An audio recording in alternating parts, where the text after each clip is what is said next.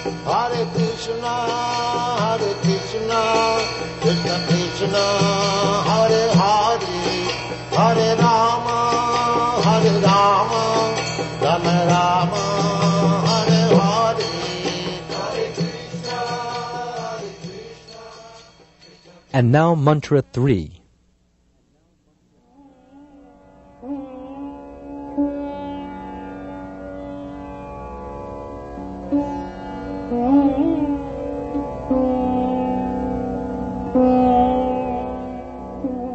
Asurya nama te loka andena tamasavrita tamste pretya bigachanti ye ke chatma hanojana.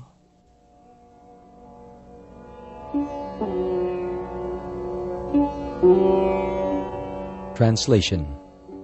The killer of the soul, whoever he may be, must enter into the planets known as the worlds of the faithless, full of darkness and ignorance. Purport. A human life is distinguished from animal life due to its heavy responsibilities. Those who are cognizant of these responsibilities and who work in that spirit are called suras, or godly persons, and those who are neglectful of these responsibilities or who have no information of them are called asuras, or demons.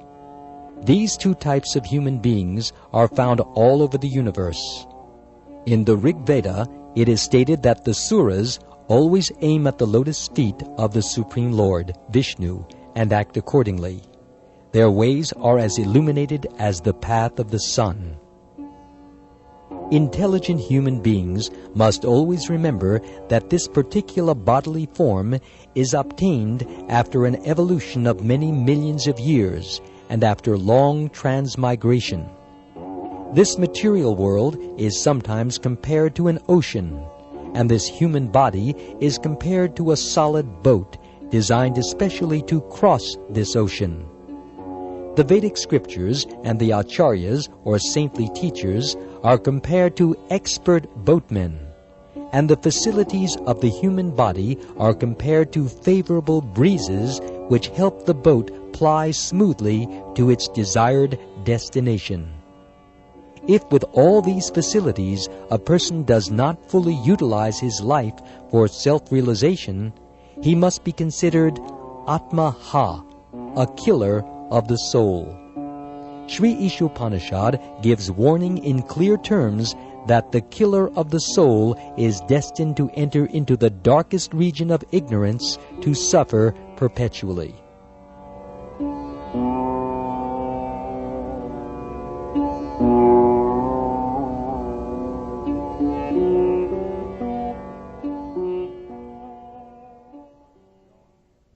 There are swine, dogs, camels, asses, etc., whose economic necessities are just as important as ours.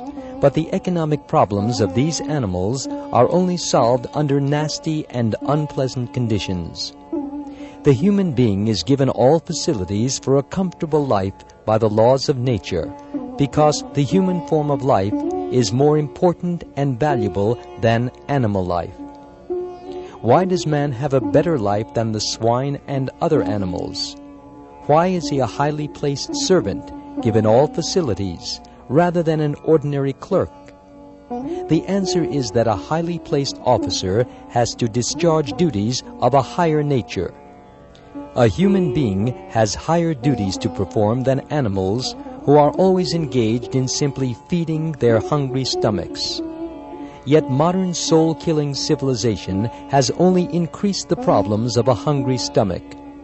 When we approach a polished animal in the form of modern civilized man and ask him what his business is, he will say that he simply wants to work to satisfy his stomach and that there is no need for self-realization. The laws of nature are so cruel, however, that despite his eagerness to work hard for his stomach, he is always threatened by the question of unemployment. We are given this human form of life not to work hard like asses and swine, but to attain the highest perfection of life. If we do not care for self-realization, the laws of nature force us to work very hard, even though we may not want to do so. Human beings in this age have been forced to work hard like the asses and bulls that pull carts.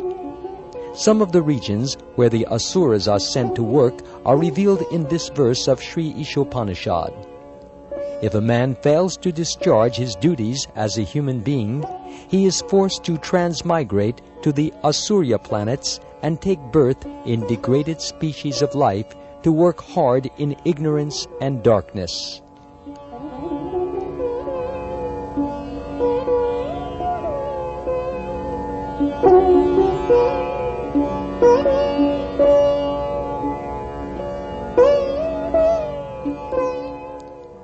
In Bhagavad Gita, chapter 6, verses 41 through 43, it is stated that a man who enters upon the path of self-realization but does not complete the process, despite having sincerely tried for it, is given a chance to appear in a family of Shuchi or Srimat. The word Shuchi indicates a spiritually advanced Brahmin, and Srimat indicates a Vaishya, a member of the mercantile community. This indicates that the person who fails to realize his relation with God is given a better chance to cultivate self-realization due to his sincere efforts in his previous lives. If even a fallen candidate is given a chance to take birth in a respectable and noble family, one can hardly imagine the status of one who has achieved success. By simply attempting to realize God, one is guaranteed birth in a wealthy or aristocratic family.